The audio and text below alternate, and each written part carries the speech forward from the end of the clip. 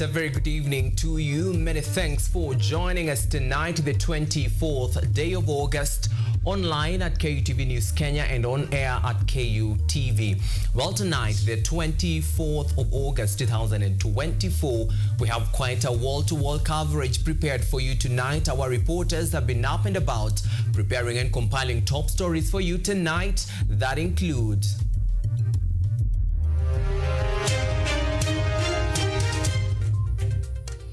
bei ya mbolea haiwezi kupanda tena. Price of fertilizer to remain constant all through to combat food insecurity in the country, President William Ruto says. Launch of digital hubs in various wards in the country at risk following procedural gaps arising from delayed finalization of the policy. Plus, Deputy President Rigathi Gachagua hails the broad-based government approach, citing it as a key element in national unity.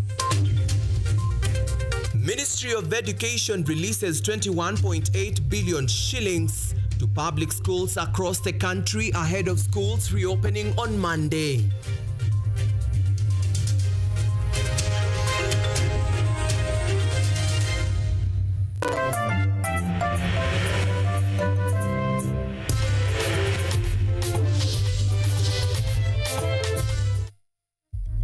This is Weekend Live with Theo Macharia.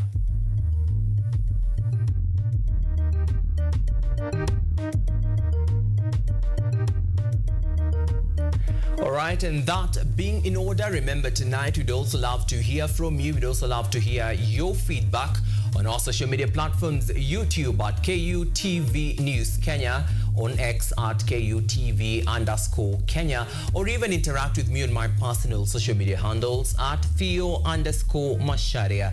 Our sign language interpreter for tonight is Mutava Mwongeli, and together let's bring you up pace and candid with the latest. President William Ruto has assured farmers that the price of fertilizer in the country shall remain constant in a move to reduce and even end food insecurity in Kenya. Ruto was speaking in Aldai constituency, Nandi County, during the inspection of the ongoing construction of Kobujoi Market. Ronnie Mathenge opens up this bulletin tonight. President William Ruto visited Aldai constituency today to finally show his full approval for an ongoing construction of a new marketplace for the people of Nandi. The day filled with prominent persons such as the Cabinet Secretary for Energy and Petroleum, Honorable Opiyo Wandayi, and the Governor of Siaya County, James Orengo, was one of that would go down in the history books. The Aldai Member of Parliament, Honorable Kitani Marian, also present at the event, was more than jubilant with the President's presence at the event. She thanked President Ruto for the developments that Aldai constituency has been witnessing for a long time since he began his term. Mbea sokoni. Sini kweli wananchi. Nafikiri sina mengi ya kusema bali kusema tu Your Excellency, Aldai imekuwa chini sana kwa mambo ya maendeleo na tumeshukuru kwa President Ruto promised the constituents of Aldai of the improvements that the marketplace under construction was going to bring to their lives generally. He went on to state that food insecurity would no longer be an issue for them. Hapo tutaweka cold room. Ndio nyanya yenu na mboga yenu isiharibike. Unauza, ikifika jioni unaweka kwa cold room, kesho ukifika ni mzuri kama vile uliwacha jana. Tunaelewana? Hapa tutakuwa na storage, mahali ya kuweka mazao yenu. He also touched on the fact that the fluctuating price of fertilizer would be a thing of the past, as he would ensure that the prices would stabilize, ensuring that farmers could grow a wide variety of crops and yield bountiful harvests each time. Mbolea ipatikane hapa Kobujoi ya watu wa sehemu hii. Store iwe hapa.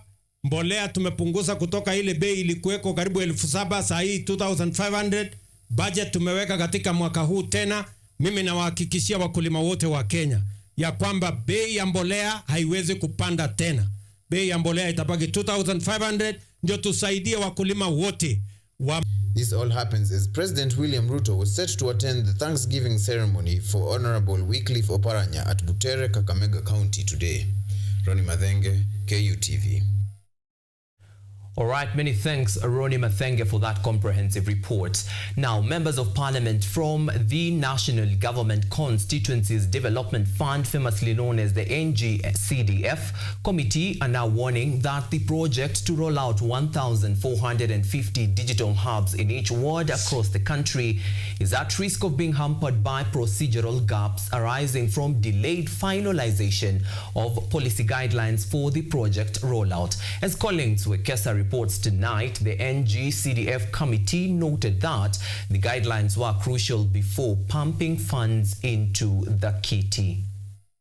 The members of parliament from the National Government Constituency Development Fund (NGCDF), while meeting with officials from the Ministry of Information, Communication and Digital Economy, have raised concerns over pending challenges in the implementation of the rollout of 1,450 digital hubs in each ward.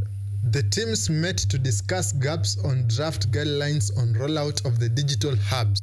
Led by committee chairperson and Eldama Ravine MP, Honorable Musa Sirma, noted that time is running out as the youth are awaiting on the constituency to get down to work.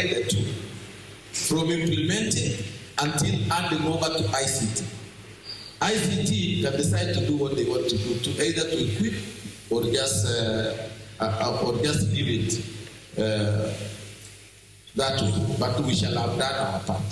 What we want is you to facilitate us to make sure that we are doing the right thing by creating that hub. Bonto MP Gideon Ochanda called on the ICT ministry to take advantage of solar energy in the sub-counties that are not yet powered in order to achieve standardization. The most critical need is the element of solar. Solar. Can we have, in terms of the basics that we are looking at, we do a provision for solar, particularly some of our more solarized places. Yeah? The Assistant Director for ICT confirmed that the ministry is working to equip the digital hubs with internet connectivity and added that Kenya Power is in the final stages of doing the surveys and deployment of the manpower to enable connectivity. Which is actually discussing last mile connectivity through Kenya Power. So that is already in place. Maybe by the time we finish, because much of it, the surveys, the designs have already been done. Much of it now is just deployment, and it's going to be happening. So we are going to light up the Kenya Power fiber, and there's also discussion of taking advantage of the Kenya Power. This is a follow-up meeting after an earlier engagement with the ICT ministry team and the NGCDF board in July that highlighted key legal and logistical rollout gaps in the initial draft of the guidelines. Collins Wekesa, KUTV. Deputy President Rigathi Gachagua has praised the broad-based government spearheaded by President William Ruto, terming it as a smart move towards allowing communities to seek friendship with others, including those in opposition for the purposes of national unity. Gachagua, who was speaking during the Ma Community 25th Inter-Ministries Union Press in Kajiado County, once again reiterated that for Kenya to be united as a country, communities must lead from the front. Take a listen. Na wacha niseme, unajua watu wengine wanielewi mzuri. Mimi nilikuwa natetea watu huko nyumbani, watu ya Mlima Kenya. Na rais amefanya mzuri, amesema tupendane kila mtu. Wale tulipingana, wale tulishinda, wale tulishindwa, watu yote we work together. Lakini hakuna vile utaunganisha Kenya kama hujaunganisha jamii kwanza. Si ndio? Let me tell you what ya ma. Hii Kenya yetu, your relevance in the national political discourse, your respect as a community to sit on the decision-making table will be informed by your unity as a people. Mimi nilianza kuunganisha watu wetu, wakaanza kunipigia kelele. Mimi si mjinga. How can I come kuambia watu ya maa waungane kama sijaunganisha watu yangu? Si nitakuwa mimi ni mkora? Ati watu ya maa muungane na kwangu sijaunganisha? So mimi kwetu nimeunganisha. A few leaders wanaongea, lakini hakuna anaweza ongea kwa raia. Wanaongea kwa WhatsApp group. Pahali iko safe. Lakini kwa mazishi wanaongea umoja. Kwa kanisa umoja, kwa baraza umoja, lakini kwa WhatsApp group ya wajumbe hapo wanaongea tu, sio ni udanganyifu. They are just cheating themselves. 44 people sustained injuries following an accident that occurred along the Nakuru-Eldoret highway involving multiple vehicles, including a Simba-bound bus. The accident occurred near the Twin Bridge area, so 14 individuals rushed to Molosov County Hospital and 30 others receiving on-site treatment. The National Transport and Safety Authority, NTSA, on its end is now asking motorists to be careful ahead of school reopening on Monday.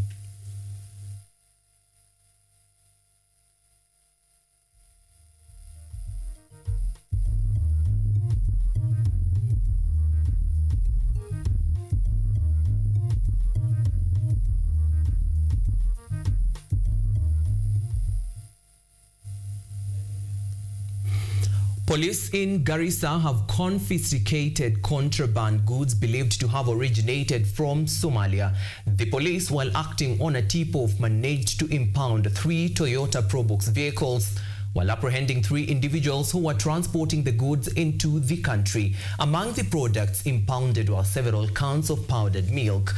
Businesses seeking to import goods from the neighboring countries are now being urged to declare them beforehand and use legal means of importation. Police in Garissa have successfully impounded 3 Toyota Probox vehicles and apprehended 3 individuals suspected of transporting contraband goods along the Mogadishu-Garissa road. The goods, believed to have originated from neighboring Somalia, include a variety of items smuggled into the country illegally.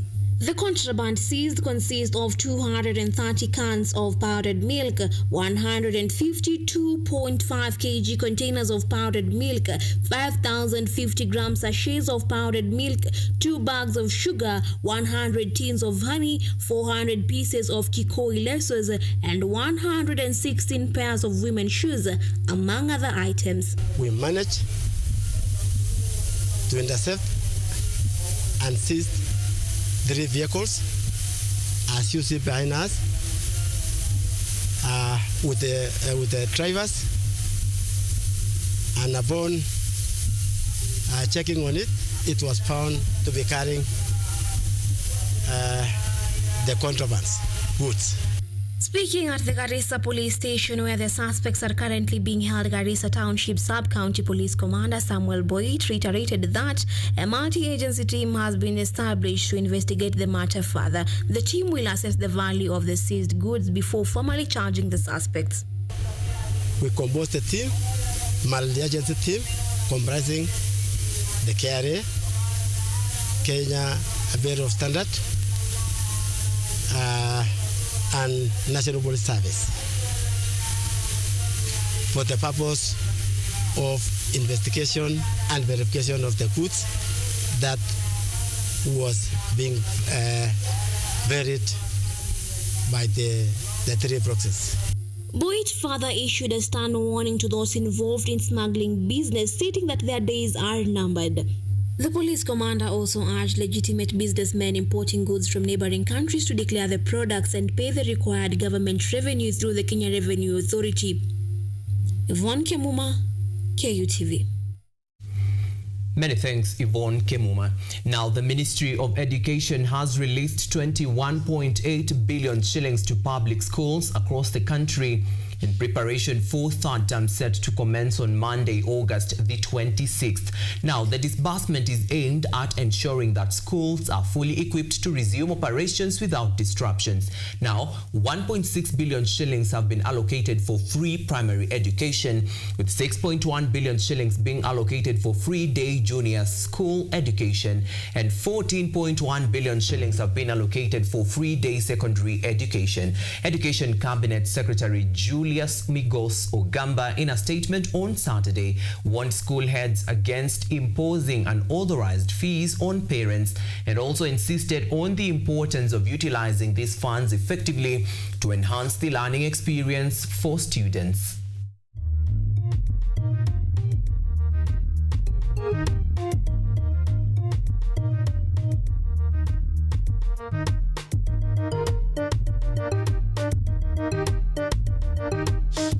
Alright, 17 minutes past 9 in the PM, time for us to take our first, very short commercial break. Keep interacting with us on our social media platforms, YouTube at KUTV News Kenya, X at KUTV_Kenya, or even at Theo_Macharia. See you on the other side with more top stories.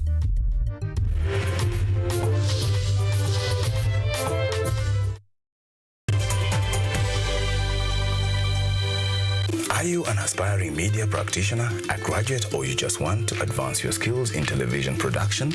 Then welcome to Kenyatta University, where education meets innovation. KUTV, the premier university television station in Kenya, is now offering short courses in TV studio, field technical operations, and video editing.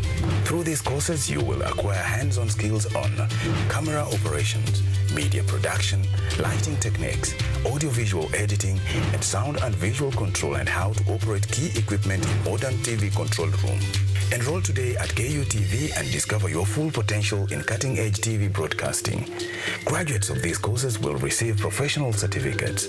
For more information, visit our offices at KUTV Studios or call us on 020-870-4252 or 020-870-4255 or SMS us on 0739-110-544.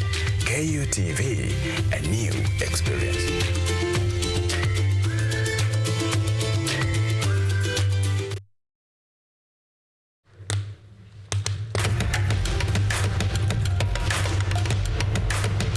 Access to knowledge, solution to unanswered questions.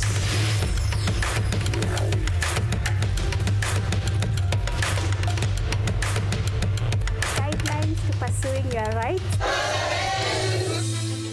and repossessing your property, intellectual or material. This and more only on Law Matters.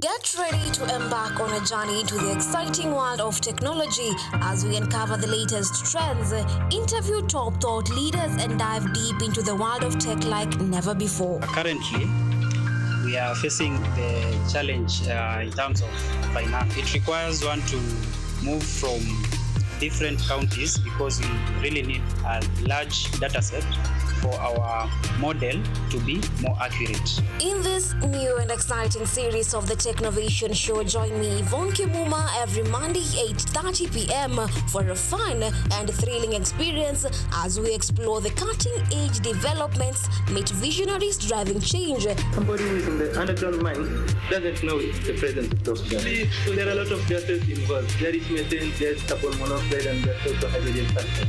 These gases actually, they are very dangerous and they're very toxic. And discover the endless possibilities of the tech world.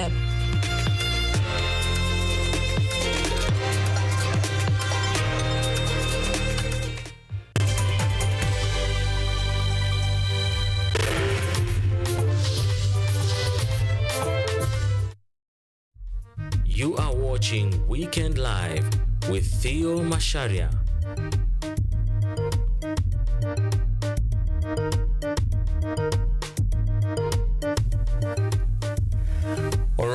Welcome back, and let's continue bringing you up pace and candid with the latest in the world of news. Now, how high unemployment in Malawi is prompting many young people to create their own businesses. A United States Agency for International Development USAID-funded project called Business Acceleration for Youths, also known as BA4Y, is helping people between the ages of 15 to 24 to turn their business ideas into sustainable enterprises. Chimwemwe Padatha has this report from Zomba.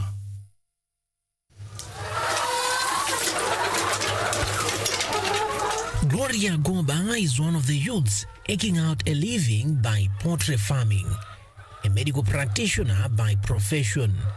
33-year-old Gloria has for the past year been running her own business, a successful small-scale poultry farm business.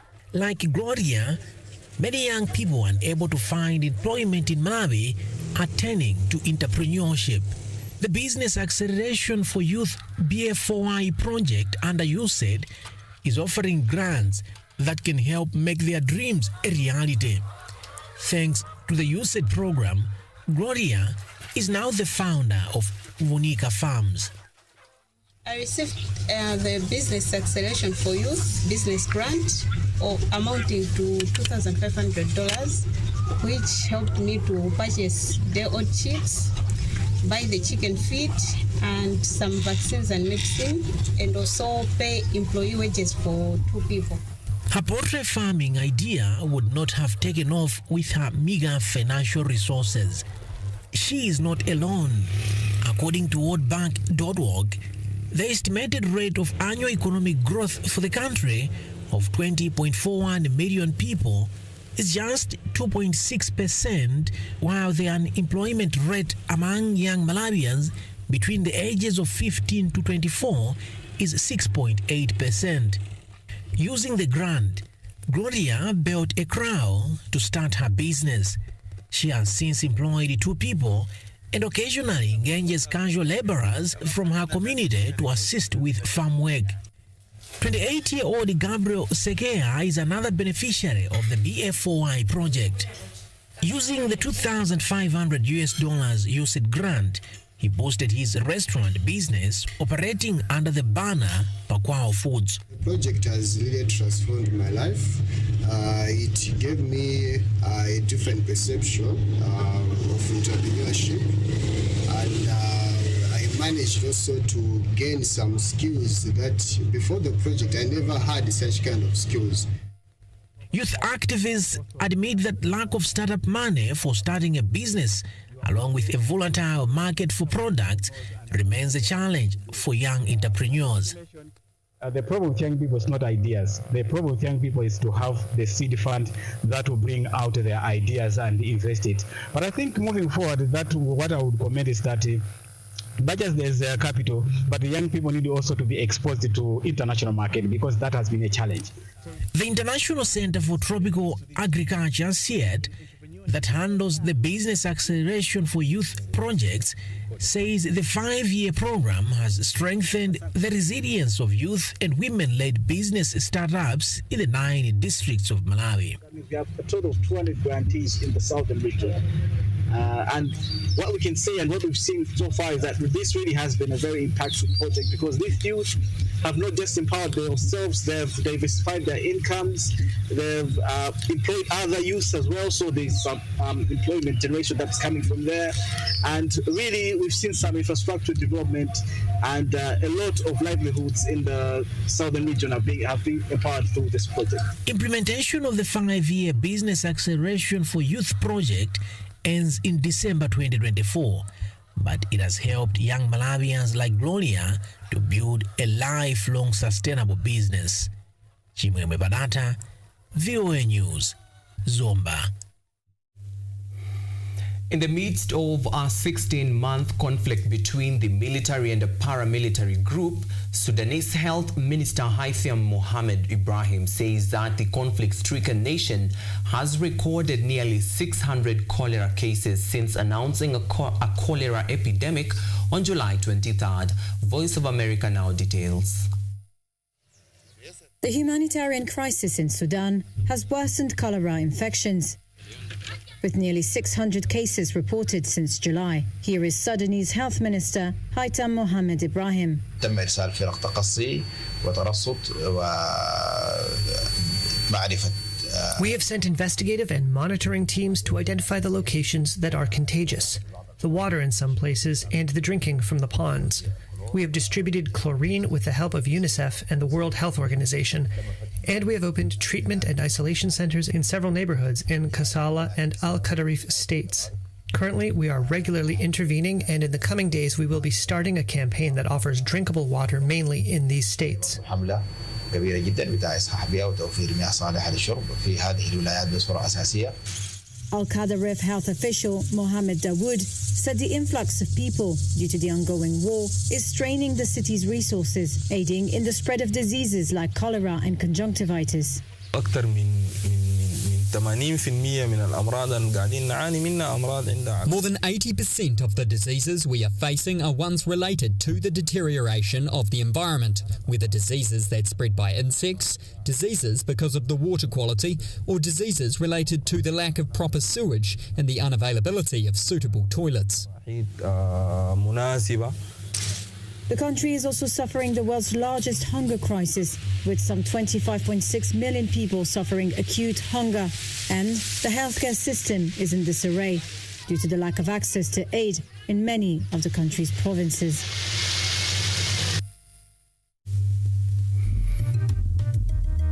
All right, let's take another second short breather on the other side. Our sports stories keep it KUTV Weekend Live.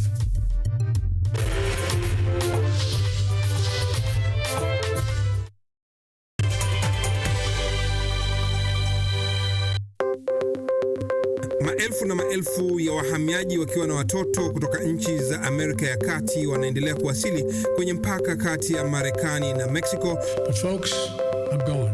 Thank you very, very much. I appreciate it. Thank you. Ni habari kutoka pembe zote duniani.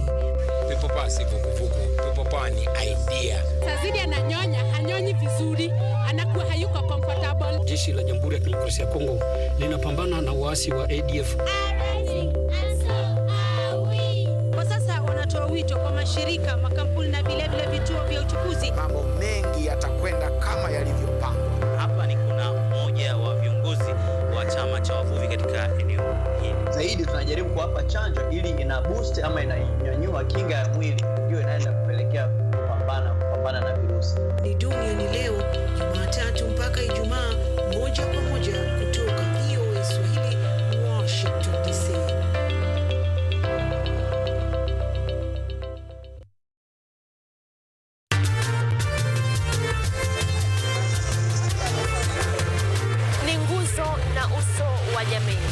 Kupanda shuka, akawa tuzo, ukakamavu wake, ukatii na kumfanya mwenye bidii. Kwa machozi na makeke, akabaini jinsi ya kuweni. Huyu ni mwanamke ngangari, kwa jinsi alivyo ng'ari-ng'ari.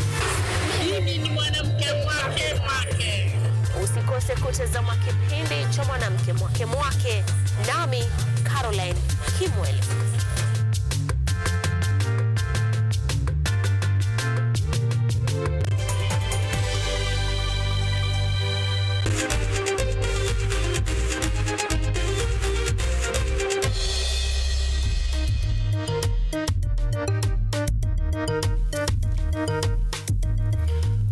Time for us now to get sporty. Brighton has secured a thrilling 2-1 victory over Manchester United at the American Express Stadium today. Former Red Devils striker Danny Welbeck scored Brighton's first goal before Amad Diallo scored for the United side to leave them at a 1-1 draw. João Pedro later netted the winning goal for Brighton in the 95th minute, and still in the EPL, Manchester City sinked Ipswich 3-0 in their match at Etihad Stadium.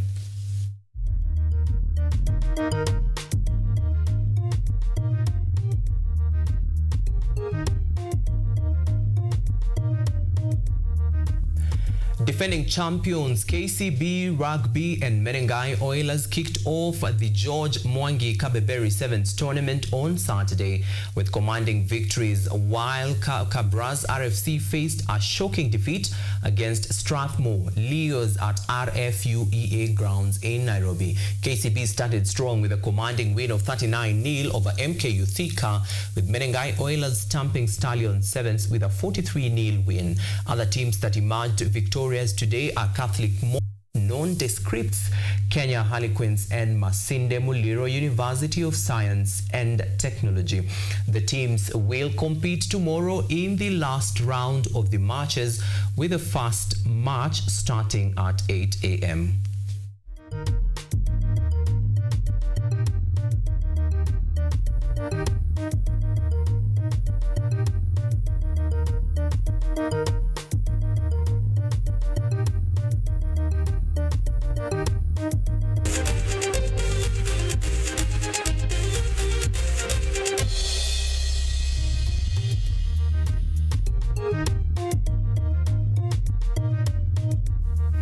All right, 32 minutes past the top of the hour. We've come to a close. I hope you're adequately informed.